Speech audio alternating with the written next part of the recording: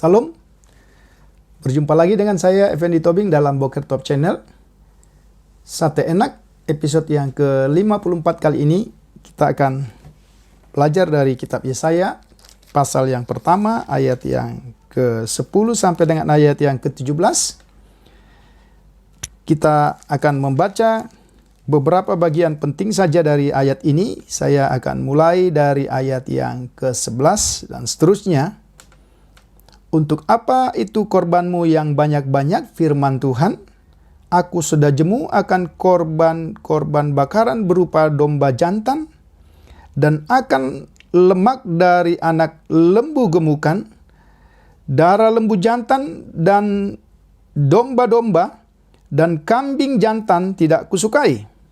Apabila kamu datang untuk menghadap di hadiratku, siapakah yang menuntut itu daripadamu?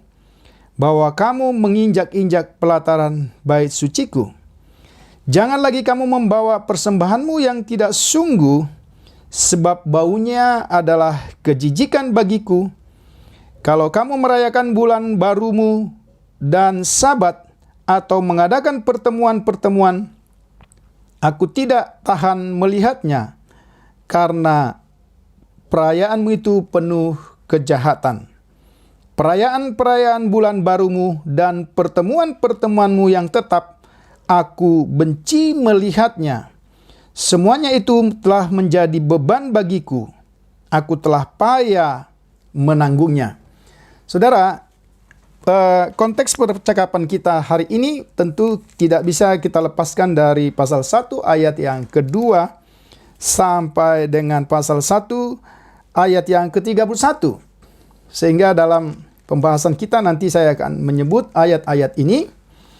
Nah, sebelumnya tema yang akan kita bahas ialah ibadah umat Tuhan yang munafik. Atau lebih ringkas lagi, ibadah yang munafik. Mengapa saya katakan demikian? Kalau kita mengikuti rentetan peristiwa atau 2 episode sebelumnya, yang kita mulai dari pasal 1 ayat 2 sampai 4, kemudian ayat 5 sampai dengan ayat 9, maka kali ini kita coba melihat mulai dari ayat 10 sampai dengan ayat 17, meskipun saya hanya membaca beberapa ayat. Kalau kita memperhatikan bagian firman Tuhan ini, dimulai dengan kata dengar dan perhatikan. Jika pada bagian yang pertama kita melihat bahwa istilah dengar dan perhatikan itu ditujukan kepada langit dan bumi sebagai saksi dalam satu persidangan. Dan yang mengatakan dengar dan perhatikan adalah Tuhan sendiri melalui hambanya Nabi Yesaya. Tapi dalam pembacaan kita kali ini, dengar dan perhatikanlah, itu sekarang ditujukan kepada sang terdakwa yang telah menerima penghukuman yang akan segera ditindaklanjuti, itulah umat Tuhan. Kalau kita memperhatikan bagian ini, maka pertama-tama dijelaskan siapa mereka yang sesungguhnya, yang tidak ubahnya seperti pemimpin-pemimpin Sodom dan rakyat Gomora. Itu bisa kita juga bandingkan misalnya kalau kita membaca dalam Yehezkiel pasal 16 ayat 49. Namun, tuduhan Nabi Yesaya ini seolah-olah tidak pantas menurut umat Tuhan. karena mereka merasa diri tidak bersalah dan mereka dapat diterima oleh Tuhan. Dan dalam renungan kita hari ini, kita akan mencoba membawa pembaca atau firman Tuhan ini mencoba membawa kita semua kepada satu situasi di dalam rumah ibadah. Kalau boleh saya kaitkan ini dengan renungan kita sebelumnya, ini adalah tempat gelar perkara yang ingin disampaikan atau diperlihatkan Nabi Yesaya kepada kita. Perkataan-perkataan Nabi Yesaya, tentu perkataan Tuhan, itu sangat begitu keras dalam pasal-pasal sebelumnya, itu sangat jelas. Kita bisa melihat apa yang sudah dikatakan di sana. Nah, tetapi dalam pembacaan kita hari ini, Nabi Yesaya atau firman Tuhan ini lebih jelas lagi menguraikannya baik kepada umat Tuhan pada waktu itu, tetapi juga kepada kita pada saat ini. Dikatakan, untuk apa itu korbanmu yang banyak-banyak? Saudara, harus diingat bahwa yang dipersoalkan Tuhan bukanlah jumlah korbannya atau kurbannya, tetapi sikap hati si pembawa kurban itu sendiri. Itu bisa kita bandingkan dalam Yesaya 29 ayat 13. Ya, dikatakan di sana, coba kita lihat Yesaya 29 ayat yang ke-13, ayat firman Tuhan juga yang sudah pernah saya sampaikan kepada kita. Dan Tuhan telah berfirman, oleh karena bangsa ini datang mendekat dengan mulutnya dan memuliakan aku dengan bibirnya, padahal hatinya menjauh daripadaku dan ibadahnya kepadaku hanyalah perintah manusia yang dihafalkan. Sekali lagi, persoalannya bukanlah masalah kurban yang banyak, tetapi adalah sikap hati si pembawa kurban yang sungguh jauh dari Tuhan. Atau dengan kata yang lebih sederhana, sesungguhnya ibadah ini hanya ibadah yang bersifat formalitas, ibadah yang hanya nampak secara lahiriah, tapi hubungan hati si pembawa kurban dengan subjek atau objek penyembahan itu sendiri, itulah Allah, itu tidak terjalin dengan baik. Ibadah itu hanya dapat bermakna jika disertai dengan sikap yang benar dan sikap takut akan Tuhan. Dikatakan selanjutnya, aku jemu. Ya, istilah aku jemu dalam pembacaan ini sesungguhnya itu bisa berarti seperti seorang yang sedang masuk angin, sedang perutnya kembung, atau seseorang yang sedang kekenyangan. Sehingga inilah satu ungkapan Tuhan, ya, bahwa Dia tidak, sungguh sangat tidak berkenan kepada kurban bakaran yang dipersembahkan oleh umatnya. Ya, karena apa? Karena lagi-lagi kita melihat karena sikap hati dari si pembawa kurban itu sendiri sungguh tidak berkenan di hati Allah.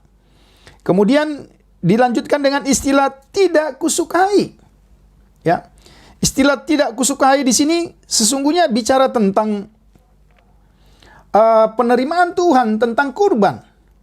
Ya, yang biasanya kalau kita membaca dalam Perjanjian Lama, ya, ada suatu bau yang atau satu kurban yang berbau harum. Inilah sesungguhnya yang harusnya diterima oleh Tuhan yang digambarkan dalam ayat ini. Tapi kalau sampai Tuhan katakan tidak kusukai, berarti ini juga salah satu indikasi yang kuat bahwa Tuhan sedang menolak ibadah bangsa Israel atau ibadah umat Tuhan pada waktu itu. Di dalam ayat yang ke-12, apabila kamu datang untuk menghadap hadiratku, siapakah yang menuntut itu daripadamu, bahwa kamu menginjak-injak pelataran bait suciku? Ya, jadi di sini lagi-lagi Tuhan melalui Nabi Yesaya menjelaskan bahwa kedatangan umat Tuhan di baitnya itu adalah sesuatu kedatangan yang tidak diperkenankan oleh Tuhan. Lagi-lagi, ini sesuatu hal yang kontradiksi. Bukankah sesungguhnya Tuhan menghendaki kita untuk datang ke pelatarannya dan kita beribadah sebagaimana ungkapan-ungkapan para pemazmur di dalam kitab Mazmur.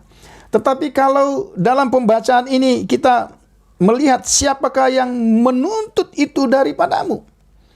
Lagi-lagi kita melihat di dalam pembacaan ini, Tuhan sedang menjelaskan sikapnya terhadap perilaku atau dosa yang dilakukan oleh umat Tuhan. Kedatangan mereka ke rumah Tuhan adalah satu kedatangan yang tidak dikehendaki, karena kedatangan mereka adalah kedatangan di dalam kenajisan, di dalam dosa yang justru tidak diperkenankan oleh Tuhan. Mari kita lanjutkan kepada ayat yang ke-13. Jangan lagi membawa persembahanmu yang tidak sungguh. Ya, istilah tidak sungguh itu bisa berarti persembahanmu yang sia-sia. Ya, istilah ini berarti juga berarti kosong, sia-sia. Ini bisa merujuk kepada penyembahan berhala, segala sesuatu yang sia-sia. Jadi wujudnya sepertinya mereka sedang menyembah Tuhan, memberi kurban kepada Tuhan. Tetapi karena hati mereka jauh dari Tuhan, firman Tuhan ingin menyamakan ini sesungguhnya adalah bentuk penyembahan berhala. Ya. Ini juga bisa bicara tentang orang-orang jahat yang datang ke hadirat Tuhan. Ini juga adalah bicara juga tentang penyalahgunaan nama-nama Tuhan. Dan ini juga bisa bicara tentang kata-kata dusta sementara mereka datang di hadirat Tuhan. Dikatakan di sana, baunya adalah kejijikan bagiku. Saudara, istilah kejijikan digunakan di dalam Alkitab sebenarnya ingin menunjukkan reaksi Tuhan terhadap perbuatan-perbuatan jahat. Ada begitu banyak referensi-referensi kepada perbuatan-perbuatan jahat yang di hadapan Tuhan itu merupakan satu kejijikan. Misalnya, dosa-dosa yang dilakukan oleh umat Tuhan seperti dosa homoseksual, dosa-dosa penyembahan berhala, praktek-praktek okultisme, pelacuran bakti, orang yang bengkok hatinya, pengorbanan-pengorbanan orang-orang yang jahat. Itulah sesungguhnya istilah kejijikan di dalam Alkitab. Nah, kali ini kita kembali kepada konteks atau suasana pada waktu itu. Bukankah konteks kita hari ini bahwa ucapan-ucapan yang begitu tegas, ya, itu justru diucapkan oleh hamba Tuhan yang bernama Yesaya. Justru ketika umat Tuhan sedang berada dalam konteks beribadah. Nah, kemudian kalau kita perhatikan ayat-ayat selanjutnya, dikatakan ayat 14, perayaan-perayaan bulan barumu dan pertemuan-pertemuanmu yang tetap. Ada satu istilah yang sebenarnya kalau kita menyelidiki, coba kita simak baik-baik. Bulan-bulan barumu, ya, saudara perhatikan istilah itu, dan pertemuan-pertemuanmu yang tetap. Berarti yang ingin dikatakan di sini bahwa sesungguhnya apa yang mereka lakukan yang wujudnya memang sesuai dengan yang dikatakan dalam imamat itu sesuatu yang dikehendaki Tuhan, tapi wujudnya ada istilah bulan-bulan barumu. Artinya pesta perayaan itu sesungguhnya bukan untuk Tuhan, tapi adalah untuk mereka sendiri. Mereka lakukan dengan kehendak mereka, dengan keinginan mereka, dengan sikap hati yang tidak dikehendaki oleh Tuhan. Kita tahu bahwa perayaan-perayaan di Israel, misalnya seperti hari Sabat dan bulan baru, itu merupakan satu hari perayaan yang sangat penting. Namun kalau ada istilah bulan-bulan barumu di sini, sesungguhnya Yesaya ingin menjelaskan kepada kita bahwa perayaan ini adalah perayaan yang tidak dikehendaki oleh Tuhan. Karena apa? Karena mereka lagi-lagi datang dengan sikap dan perbuatan yang tidak berkenan kepada Tuhan. Aku benci melihatnya. Kalimat selanjutnya, ya. Nah, kalau kita lihat dalam konteks bahasa aslinya, sesungguhnya dipakai istilah jiwaku benci terhadap apa yang kamu lakukan itu. Jadi kita bisa melihat di sini, ya. Dikatakan Tuhan digambarkan seperti seorang manusia yang menunjukkan kebenciannya kepada umat yang sedang datang beribadah kepadanya. Sesungguhnya, lagi-lagi, ini bukan karena Tuhan tidak menyenangi apa yang mereka bawa, tetapi sesungguhnya adalah sikap hati para penyembah itu. Mereka sementara menyembah Tuhan, tetapi hidup dan perbuatan mereka sungguh tidak berkenan kepada Tuhan. Maka tema kita hari ini, ibadah yang munafik. Ini yang kita perhatikan. Jadi, saudara, mungkin ini juga menjadi peringatan bagi kita di tengah-tengah segala situasi kondisi yang kita hadapi hari-hari ini. Ya, bisa jadi kita tetap melakukan seluruh ritual atau ibadah-ibadah kita secara lahiriah. Tetapi melalui pembacaan firman Tuhan hari ini, mari kita kembali. Tuhan sedang menguji ibadah yang kita lakukan. Ya, apakah ibadah yang kita lakukan adalah yang ibadah yang berkenan kepada Tuhan? Yang berbau harum. Kurban yang kita bawa kepada Tuhan sebagai kurban ucapan syukur adalah kurban yang berbau harum di hadapan Tuhan, atau justru kejijikan di mata Tuhan seperti yang sudah kita baca tadi. Maka saudara yang saya kasih dalam Tuhan Yesus Kristus, sekali lagi bagian firman Tuhan ini mengingatkan kita untuk kita bisa sungguh berhati-hati. Karena firman Tuhan ini bukan ditujukan kepada bangsa kafir yang tidak mengerti seluk-beluk ibadah, yang tidak tahu aturan-aturan ibadah. Tetapi mereka adalah orang-orang yang mengerti secara detail apa yang harus dilakukan, kurban apa yang harus mereka bawa, pada waktu hari-hari apa mereka harus datang. Tetapi lagi-lagi kita melihat di sini, jika Tuhan berkata, siapakah yang menghendaki kedatanganmu di baitku? Ya, jadi ini satu teguran yang sangat keras, dan teguran ini ditujukan bukan kepada bangsa lain, orang yang tidak percaya atau bangsa kafir, tetapi kepada umat Tuhan. Nah, kalau kita lihat di sini, apa akibatnya? Di dalam ayat yang ke-15 dikatakan, kamu menengadahkan tanganmu, ya, penadahan tangan dan mengangkat mata kita ke langit. Sesungguhnya ini adalah posisi tubuh orang Yahudi atau orang Israel atau umat Tuhan dalam zaman perjanjian lama. Tapi apa yang terjadi? Dikatakan, apabila kamu menadahkan tanganmu untuk berdoa, aku akan memalingkan mukaku. Artinya, Allah menolak untuk mendengar karena mereka datang dan mereka berdoa tanpa iman dan hati yang bertobat. Dengan demikian saudara, bagian akhir dari firman Tuhan ini, ya, kita ada melihat misalnya di dalam ayat yang ke-16 sampai yang ke-17 ada begitu banyak kata perintah, ya, yang harusnya membuat bangsa Israel atau umat Tuhan untuk berubah dari ibadah yang munafik menjadi ibadah yang diperkenankan oleh Tuhan. Dalam ayat yang ke-16 sampai dengan 17 ada banyak kata kerja yang dipakai. Basuhlah dirimu karena tanganmu penuh dengan darah.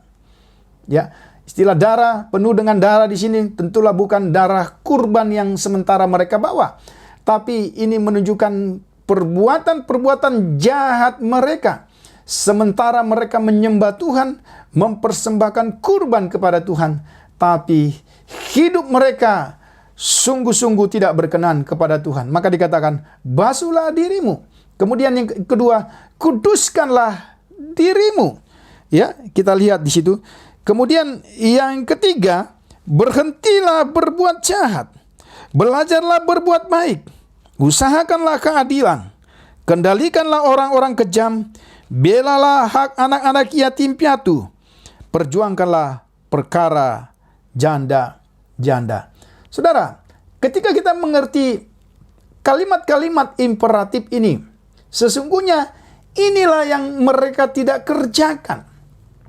Jadi mereka mencoba menutupi seluruh kelakuan mereka, mencoba menutupi perbuatan-perbuatan dosa mereka, ya, yang terus berbuat jahat, yang terus melakukan kejahatan, yang tidak berbuat baik, yang tidak menegakkan keadilan, yang tidak menegur penindas, yang tidak membela hak anak yatim dan membela para janda.